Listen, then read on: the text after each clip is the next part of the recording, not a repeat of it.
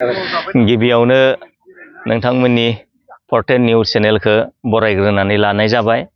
जोंनि सानजा सानजारि नोगोर दख'रा खौसेथि बर' सुबुं आफादनि खुंगा ब्रैथि नै बोसोरारि जथुम्माया जोंना गाबोननिफ्राय जागायसिगोन।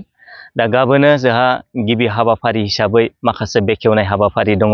गिबियावनो जोंहा थां फै ब्लां बेखेवनाय, गाहाय सायनासालि बेखेवनाय, थान्दै न'ब्लां बेखेवनाय, आरोबाव जोंहा जामुंसालि बेखेवनाय, बुलुर बादायलायनाय बेखेवनाय, आरोबाव जोंहा बेजों लोगोसेनो गाबोननि दिनाव जोङो माखासे 10 रिंगा जानाय लोगो लोगो थुनलाइयारि बादायलायनाय जोङो लानाय जादों, हारिमु बादायलायनाय लानाय जादों।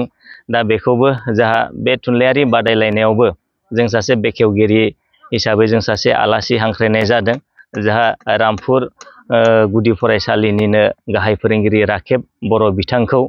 आरोबाव जा गाबोननि बेलायावनो 2 रिंगा जानाय लोगो लोगो जोङो थान्दै आजावनाय जागोन आरो मोनाबिलिनि 6 रिंगा जानाय लोगो लोगो जोंनि जिथु थान्दै मेल जिरायनाय बे हाबाफारिखौ जों जागायनाय जागोन। बे थान्दै मेलाव जोङो जोंनि धेमाजि जिल्ला खौसेथि बर' सुबुं आफादनि आखान्थि आफादगिरि मानगोनां दिपांकर नार्जारि बिथांखौ जोङो थान्दै मेल बेखेवगिरि हिसाबै जों हांख्रायनाय जादों।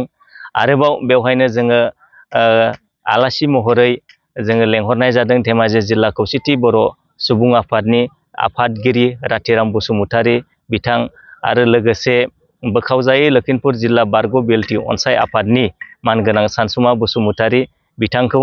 दा गाबोननि जिथु थान्दै मेलाव जोंनि दख'रानि गासैबो बिबानगिरि बा बोसोनगिरि गासैखौबो लानानै, दा बेजों लोगोसे जोंनि दख'रानि सिङाव थानाय खम 42 गामिनि गासै आफादगिरिजों लोगोसे नेहाथारि जोङो 6 जन गासै सुबुं लेंहरनाय जादों।